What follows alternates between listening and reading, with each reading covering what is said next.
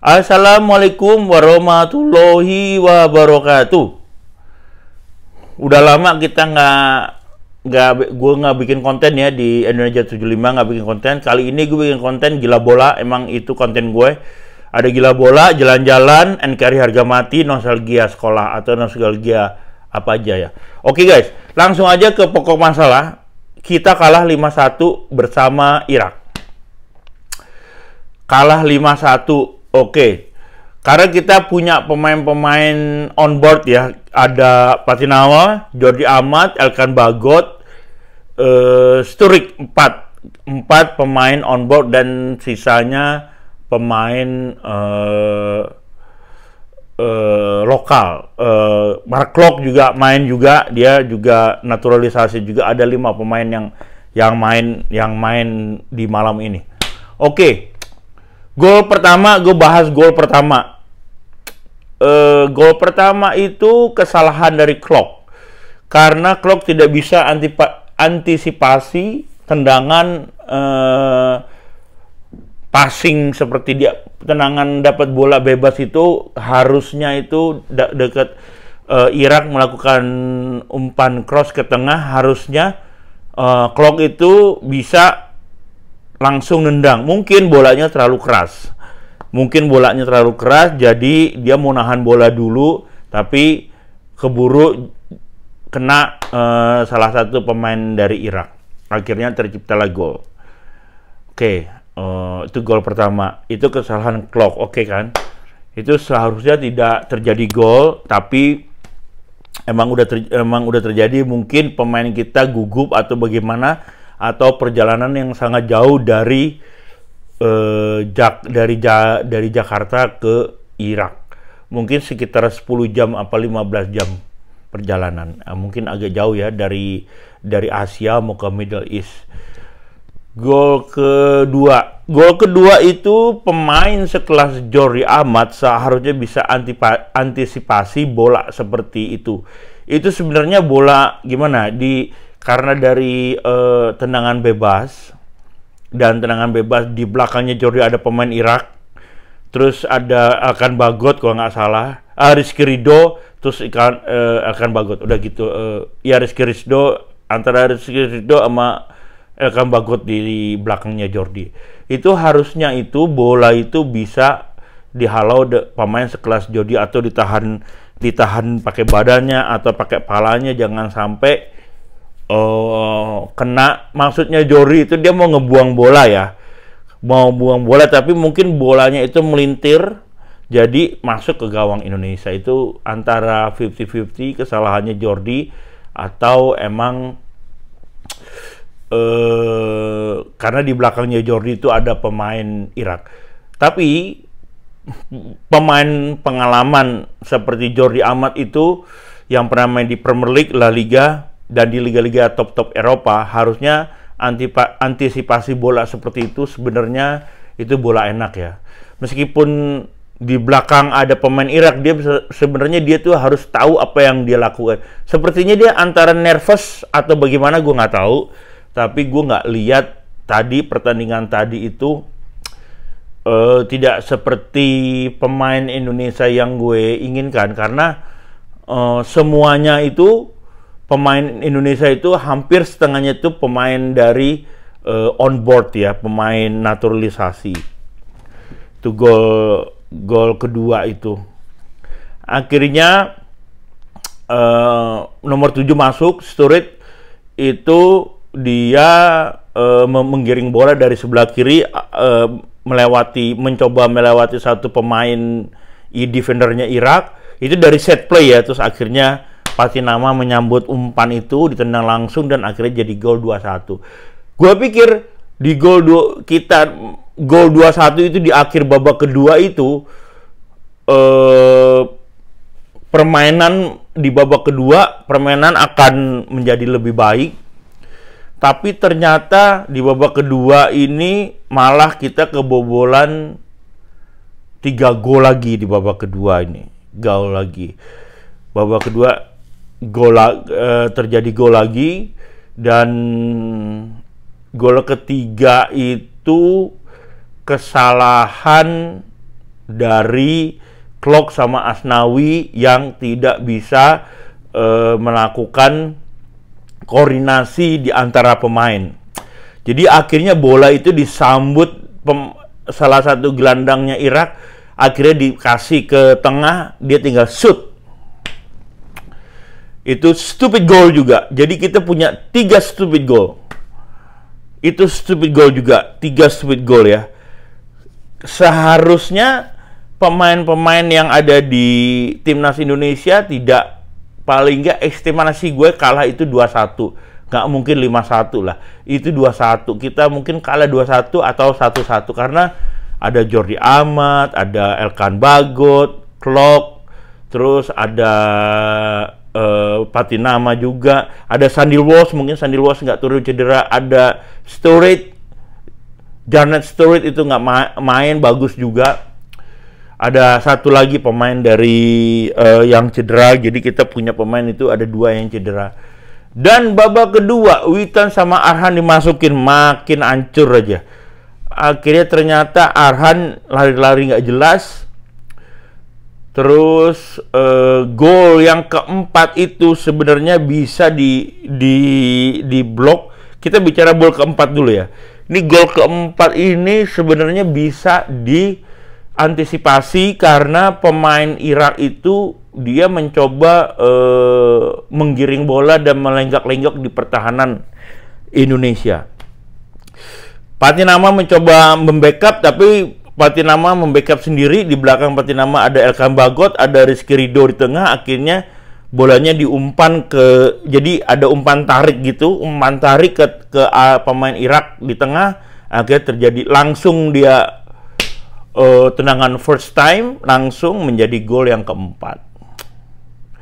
Itu set play, itu saya akuin itu set play, tapi sebenarnya itu Elkan Bagot sebenarnya bisa nutup karena pemain Irak itu kan cuman satu, yang di depan itu satu, harusnya nutup kan. Dia tuh bisa nutup. Kenapa menunggu bola? Kenapa harus nunggu bola? Kenapa nggak pemain Irak itu ditempel gitu, ditempel orang per orang? Kenapa harus jaga wilayah? Karena pemain Irak itu sangat cepat dan gesit. Itu gol yang keempat yang saya tahu. Gol kelima saya nggak nonton. Bukan nggak nonton, kita nggak tahu gol kelima karena gue udah matiin. Tapi sebenarnya dari kita menyerang, kena serangan balik, akan Fikri lepas bolanya, akhirnya kena serangan balik, akhirnya menjadi gol. Dan catatan satu lagi, catatan ini sepertinya ini bukan timnas Indonesia yang saya kenal. Karena yang saya kenal timnas Indonesia itu untuk naturalisasi ya, ini untuk pemain naturalisasi nggak kelihatan banget. Asnawi mainnya jelek, Jordi Amat mungkin 50-50. Yang parah itu Klok, lari-lari nggak jelas, sama Arhan Fikri kayaknya. Dendi Sulistawan apa Arhan Fikri itu lari-lari nggak jelas. Jadi ini 3 pemain ini harus menjadi dilihat oleh Coach Sintayong. Ini kenapa Asnawi menurun, terus Klok juga menurun, ada apa? What's going on? Ini nggak Asnawi mainnya nggak ngotot, terus Klok juga umpan-umpannya juga nggak bekerja keras, dan defender kita tuh sepertinya untuk menghadapi striker Irak itu tidak gimana, kayak karena Irak ini sudah 4 kali masuk Piala Dunia dan ini semuanya on data ya. Jadi Irak ini pernah mundur tahun 78, di tahun 86 babak pertama, terus 90 nggak ada, 94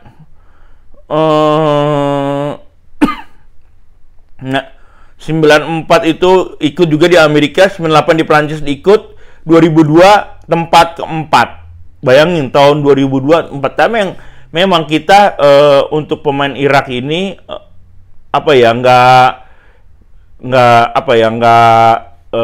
bukan kelas kita ya. Irak itu setara dengan Jepang, Korea, Arab Saudi.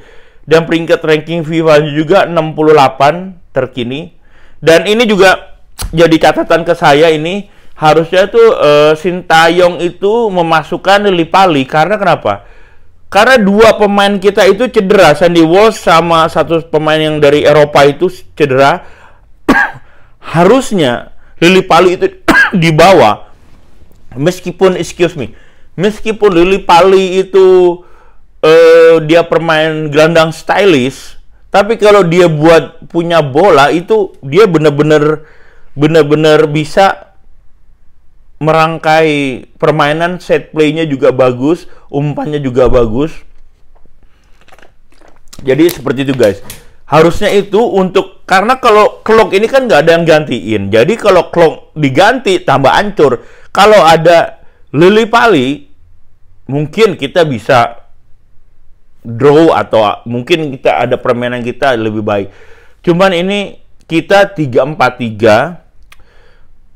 Irak pakai taktik 4-3-2-1, itu dia cenderung bertahan dan kita cenderung menyerang.